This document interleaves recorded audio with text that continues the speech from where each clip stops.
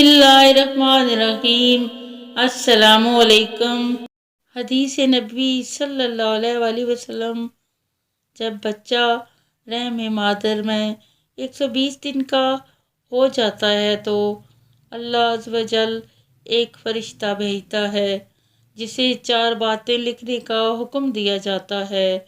उसका अमल, उसका रिज़्क, उसकी उम्र, उसके नसीब, फिर उसमें रूह डालने का हुक्म दिया जाता है। अल्लाह हमें भरोसा रखने की तौफीक अता फरमाए। आमीन सुम्मा आमीन। नबी अकरम सल्लल्लाहु अलैहि वसल्लम ने फरमाया, क़यामत में सबसे ज़्यादा फैज़याब मेरी शफ़ाअत से वो शख्स होगा जो सच्चे दिल से ला इलाहा इल्लल्लाह कहेगा।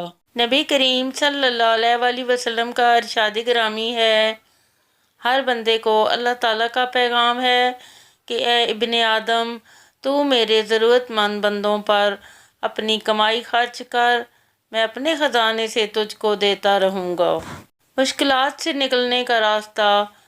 नबी करीम सल्लल्लाहु अलैहि वसल्लम ने इरशाद फरमाया, जो शख्स पाबंदी से इस्तिग़फ़ार करता रहे, अल्लाह ताला इसके लिए हर तंगी से निकलने का रास्ता बना देता है।